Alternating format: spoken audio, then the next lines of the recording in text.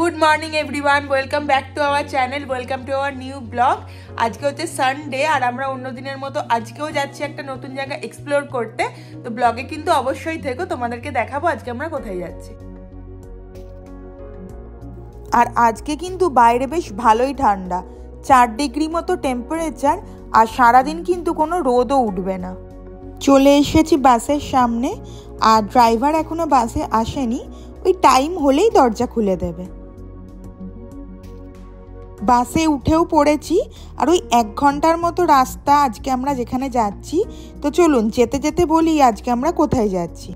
তো আজকে আমরা যাচ্ছি হচ্ছে ক্যাসালোমা। আর ক্যাসালোমা অন্টারিওর টরেন্টো শহরে অবস্থিত একটি দুর্গ, যেটি এখন হিস্টোরিক হাউস মিউজিয়াম হিসাবে পরিচিত। আর এখানে প্রায় প্রত্যেক বছর 6,50,000-এরও বেশি দর্শক আসে ভ্রমণ করতে। ক্যাসালোমা সম্পর্কে তো অনেক কিছু আপনাদেরকে দেখাবই। তো চলুন তাহলে এখন সুন্দর রাস্তা দিয়ে যেতে যেতে আমরা ওখানে পৌঁছাই, আর পৌঁছে দেখাই এটি সামনে থেকে কতটা সুন্দর। কথা বলতে বলতে আমরা পৌঁছে গেছি ইউনিয়ন স্টেশন। আর ইউনিয়ন স্টেশনটা তো আপনারা এখন চিনেই নিয়েছেন। তো চলুন তাহলে নামা যাক বাস থেকে আর ভেতরে যাওয়া যাক। আজকে যেহেতু অনেক সকাল সকাল বাড়ি থেকে বেরোতে হয়েছে, তো কিছু খাওয়া হয়নি। তো ইউনিয়ন স্টেশন একটা ছোট ক্যাফে রয়েছে, তো সেখান থেকেই আমরা কিছু নিয়ে নেব। তো আমরা একটা হট চকলেট আর একটা কেক নিয়ে নিয়েছি। তো চলুন এটা খেতে খেতেই আমরা এগোই। ইউনিয়ন স্টেশন থেকে মেট্রো নিয়ে আজকে আমাদের যেতে হবে হচ্ছে ক্যাসালোমায়। আর এর আগের একটা ভিডিও আপনাদের বলেছিলাম যে ইউনিয়ন স্টেশন এতটাই বড় যেখান থেকে বাস, ট্রেন, মেট্রো সব কিছুই ছাড়ে। তো আজকে আপনাদেরকে মেট্রোও কিন্তু দেখিয়ে দেব। ইউনিয়ন স্টেশনে কিন্তু অনেক ধরনের লাক্সারি শপও রয়েছে, যেরকম দেখুন আমার সামনেই কিন্তু রয়েছে সেফোরা। পৌঁছে গেছি আমরা মেট্রো স্টেশনে, আর আজকে কিন্তু আমিও এখানে ফার্স্ট টাইম মেট্রো চড়বো। আর এখানের মেট্রো স্টেশন কিন্তু আমাদের ওই কলকাতার মেট্রো স্টেশনের মতোই। আমাদের কলকাতাতেও যেরকম কয়েন বা কার্ড পাঞ্চ করে মেট্রো স্টেশনে ঢুকতে হয়, এখানেও কিন্তু সেমই প্রসেস। আর দেখুন এখানে এখনকার ওই কারেন্ট টেম্পারেচারটা দেখাচ্ছে 3 ডিগ্রি মতো, আবার পরের 3 দিনেরও টেম্পারেচার কিন্তু মেট্রো স্টেশনে দেখাচ্ছে।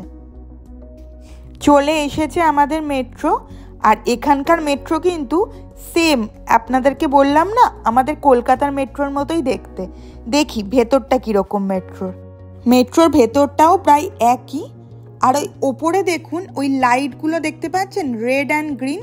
রেডগুলো মানে হচ্ছে আমরা এই রাস্তাটা অলরেডি ক্রস করে নিয়েছি, আর গ্রিন মানে হচ্ছে এই জায়গাগুলো এখন আমাদের নেক্সট স্টেশনস। আর মজার ব্যাপার হলো এখানেও কিন্তু দেখুন কলেজ স্ট্রিট রয়েছে। পৌঁছে গেছি আমরা প্রায় 15 মিনিটের মধ্যেই ডুপন্ট স্টেশনে। এখানেই অবস্থিত ক্যাসালোমা। আর স্টেশন থেকে বেরিয়ে আমাদের ওই 900 মিটার মতো যেতে হবে, ওই 10 মিনিট মতো সময় লাগবে। আর এই যে লাল রঙের বাসটা দেখতে পাচ্ছেন, এটা ওই টরেন্টোর সাইট সিনের জন্য অনেকেই ইউজ করে। এটাকে ওই হপ অন অফ বাস বলে। এটা করে আপনি টরেন্টো শহরের বিভিন্ন জায়গায় সিটি সাইট সিন করতে পারবেন। আর রোডটা ক্রস করলেই যে সিঁড়িটা উঠে যাচ্ছে, এই সিঁড়িটা দিয়ে ওপরে গেলেই আমরা পৌঁছে যাব হচ্ছে ক্যাসালোমা। সিঁড়ি দিয়ে ওপরে চলে এসেছি আমরা। আর এই দেখুন ক্যাসালোমা দেখা যাচ্ছে এখান থেকেই এত সুন্দর লাগছে, তা বোঝাই যাচ্ছে সামনে থেকে এটা কত সুন্দর হবে। পৌঁছে গেছি একদম ক্যাসালোমার সামনে। আর কি অপূর্ব দেখুন বাইরে থেকে। আমরা এখন একটু ওয়েট করছি আমাদের বন্ধুদের জন্য, ওরাও প্রায় চলেই এসছে, এলে আমরা ভেতরে ঢুকে পড়ব। আর আপনাদেরকে এই ক্যাসালোমার ব্যাপারে কিছু কথা শেয়ার করি। ক্যাসালোমা 1911 সাল থেকে 1914 সালে হেনরি পিলেট মানে এখানকার ফিনান্সিয়ার বানিয়েছিলেন। এটা বানাতে ওই 300 জন মতো শ্রমিক কিন্তু প্রায় লেগেছিল। আর টিকিট কাটাও হয়ে গেছে, দুজনের প্রায় $80 মতো লেগেছে, যা ওই ইন্ডিয়ান কারেন্সিতে 4,800 টাকা মতো। আর এটার ভেতরে প্রায় 98টা মতো রুম রয়েছে, লিফট রয়েছে, অনেক বড় কুকিং ওভেন রয়েছে, দুটো সিক্রেট প্যাসেজ, আরও অনেক কিছু কিন্তু ভেতরে রয়েছে। আর ফোনে আমরা ক্যাসালোমার একটা ওই অডিও রেকর্ডিং ডাউনলোড করে নিয়েছি, যাতে প্রত্যেকটা রুমের সামনে দাঁড়িয়ে রেকর্ডিংগুলো চালালে সেই রুমের ইতিহাস সম্পর্কে আমরা জানতে পারছি। আর এখন আমরা যেখানে দাঁড়িয়ে রয়েছি সেটা হচ্ছে ওক রুম, মানে ওই ড্রয়িং রুম। এখানে সব ধরনের অনুষ্ঠান হতো। আর এই হলে দেখুন একটা কি সুন্দর পিয়ানো রাখা রয়েছে। আর এই হল থেকে বেরিয়ে রয়েছে একটা ছোট গার্ডেন এরিয়া মতো। এখানে ওই কিছু গ্লাস ডোম মতো করা রয়েছে। এখানে কিন্তু আপনি বসে চাইলে ডোমের দরজাটা বন্ধ করে দিতে পারবেন। আর সামনে তো রয়েছে ভীষণ সুন্দর ভিউ, যেখান থেকে সিএন টাওয়ারও দেখা যাচ্ছে দূরে। আর এটা হচ্ছে দ্য ওয়াইন রুম। আর ভেতরের কালেকশনটা একবার দেখুন।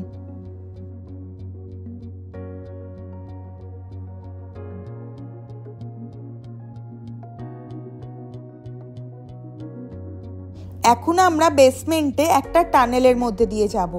এই টানেলটি প্রায় 800 ফিটের মতো লম্বা একটি টানেল, যার মধ্যে রয়েছে অনেক কিছু দেখার মতো। টানেলে ঢুকেই একটু এগিয়েই বাঁদিকে এখন আমরা যেখানে দাঁড়িয়ে রয়েছি সেটা একটা ফার্নেস, মানে চুলা। এখানে একটা ছোট দরজা রয়েছে, যেখান দিয়ে নাকি আগে কয়লা ফেলে হিট করা হতো, আর তাতে পুরো বিল্ডিংটা হিট হতো। আর এখন আমরা চলে এসেছি হচ্ছে সেলিব্রিটি ওয়াকের একটা মিউজিয়ামে। এখানে হলিউডের বিভিন্ন অ্যাক্টর অ্যাক্ট্রেসদের ওয়্যাক্স স্ট্যাচু করা রয়েছে, তাদের মুভির নাম রয়েছে, সব কিছু ডিটেলও স্ট্যাচুর সামনে কিন্তু লেখা রয়েছে। প্রত্যেকটা স্ট্যাচু একদম হুবহু ছিল। তার মধ্যে কিছুজন তো আমাদের চেনা মুভিজও আমরা দেখেছি তাদের। আর এখানে নিজেদের সেলিব্রিটি ফিল হওয়ার জন্য একটা আবার ফটো তোলার জায়গা মতোও করেছে। এখন আমরা রয়েছি হচ্ছে এখানকার নার্সারি দ্য পটিং শিডের সামনে। এখন যেহেতু এখানে উইন্টার, তাই সমস্ত গাছগুলো ভেতরে রাখা রয়েছে, তবে সামার এলে কিন্তু এই গাছগুলো বাগানে করে দেওয়া হয়। আর এটা হচ্ছে ভিনটেজ কারের কালেকশন রুম। প্রচুর ভিনটেজ কার এখানে রয়েছে, যেগুলো সেই সময় ইউজ হতো। এটা হচ্ছে স্মোকিং রুম।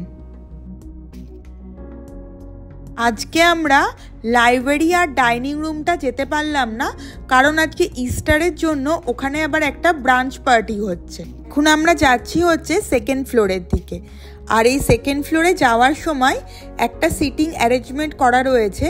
যদি আপনি হাঁপিয়ে যান তাহলে এখানে একটু রেস্ট নিয়ে কিন্তু আবার সেকেন্ড ফ্লোর অ্যান্ড রুফটপ দেখতে পারবেন। আর এই পুরো ক্যাসেলটা ঘুরে দেখতে মোটামুটি 2.5 ঘন্টা কিন্তু সময় আপনাদের লেগেই যাবে, তো হাতে কিন্তু সময় নিয়ে আসাই ভালো। চলে এসেছি আমরা সেকেন্ড ফ্লোরে। আর এই সেকেন্ড ফ্লোরেই স্যার হেনরি, লেডি ম্যারির বেডরুম, বাথরুম, গেস্ট রুম, এই ধরনের সমস্ত রুম কিন্তু এখানেই রয়েছে। আর প্রথমেই রয়েছে দ্য উইন্ডসর রুম, মানে এটা একটা গেস্ট রুম কিন্তু। আর সেটা কতটা সুন্দর তা কিন্তু আপনারা দেখে বুঝেই গেছেন। এখন আমরা যাচ্ছি হচ্ছে স্যার হেনরি পিলেটসের রুমে। কি বিশাল আকৃতি সুন্দর রুম দেখুন, দেখেই চোখ ধাঁধিয়ে যাচ্ছে।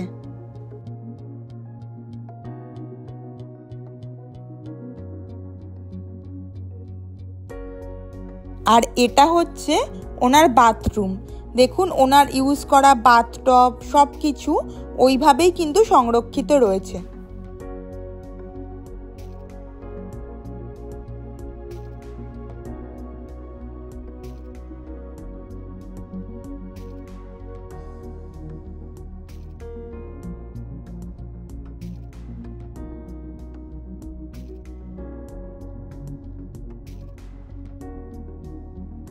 এখন আমরা চলে এসেছি লেডি ম্যারির বেডরুমে।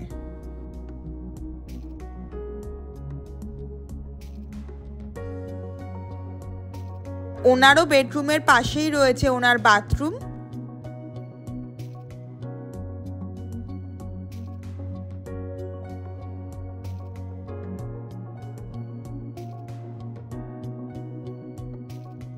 চলে এসেছি আমরা থার্ড ফ্লোরে। এটা হচ্ছে প্যালেট রুম মানে মিটিং রুম। তবে স্যার হেনরির আমলে এটা কিন্তু ফিমেল সার্ভেন্ট রুম ছিল।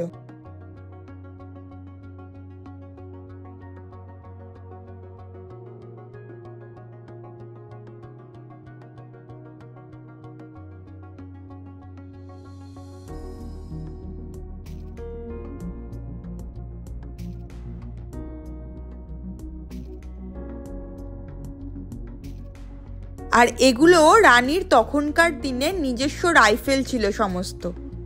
আর থার্ড ফ্লোরে কিন্তু তখনকার দিনে মেনলি সার্ভেন্ট রুম হিসাবেই ইউজ করা হতো। আর এখানে কিন্তু সার্ভেন্ট একটা স্টেয়ারকেসও আছে।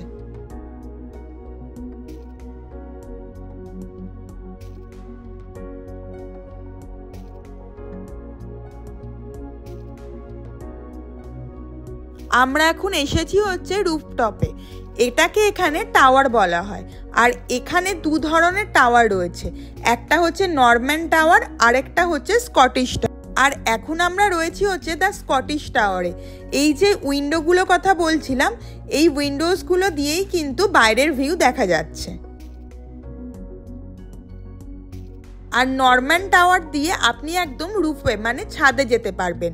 তবে স্কটিশ টাওয়ার দিয়ে আপনি ছাদে যেতে পারবেন না, বাট কিছু উইন্ডো করা রয়েছে যেটা দিয়ে বাইরের ভিউটা কিন্তু আপনি দেখতে পাবেন।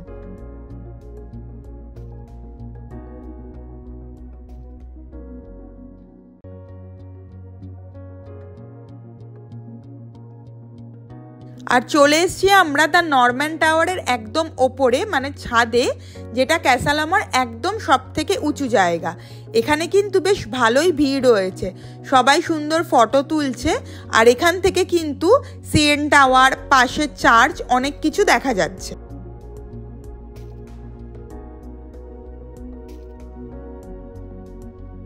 তো চলুন তাহলে এখন নামা যাক। প্রায় 2.5 ঘন্টা মতো সময় লাগলো আমাদের এই পুরোটা ঘুরে দেখতে। নেমে ক্লান্ত হয়ে আমরা এখন ফার্স্ট ফ্লোরে বসে পড়েছি। তবে আজকের ভিডিওটাকে আমি এই অবধি রাখলাম। এরপরে আমাদের ইচ্ছা রয়েছে একটা ইস্টার প্যারেড দেখতে যাওয়ার। তবে ভিডিওটা ভালো লেগে থাকলে কিন্তু please like, comment and share করবেন। আর চ্যানেলটাকে কিন্তু সাবস্ক্রাইব করতে ভুলবেন না।